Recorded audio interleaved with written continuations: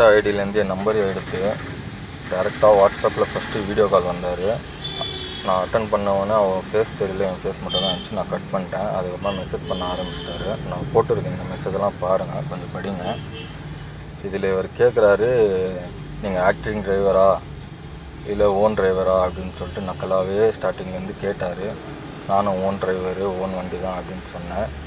எந்த ஊருன்னு கேட்டார். நான் வேலூருன்னேன். அவர் கேட்ட கேள்வியிலே எனக்கு புரியுது அவர் ஃப்ராடாக இருப்பார் அப்படின்னு சொல்லிட்டு. அவருக்கு வண்டிக்கு புக் பண்ணணும்னு அவசியம் இருந்துச்சுன்னா வண்டி எப்படி புக் பண்ணியிருக்கணும்னு பாருங்கள் நீங்களே.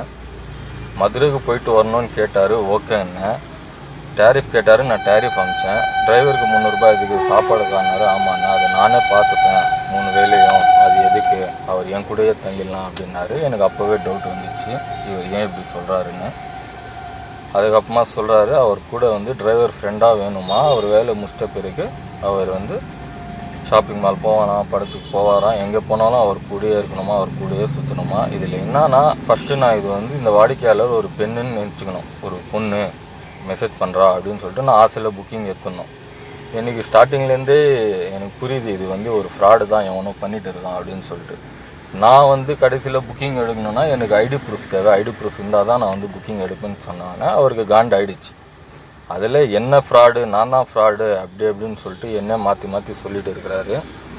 நல்லா பாருங்கள் நீங்கள் இந்த மெசேஜெலாம். இந்த மாதிரி நம்பரில் யாருன்னா மெசேஜ் பண்ணாங்கன்னா, யாரும் புக்கிங் கேட்டாங்கன்னா உங்களுக்கு நீங்கள் ஃபஸ்ட்டு ஐடி ப்ரூஃபை கேளுங்க. அவங்க ஐடி ப்ரூஃப் கொடுக்க மாட்டாங்க.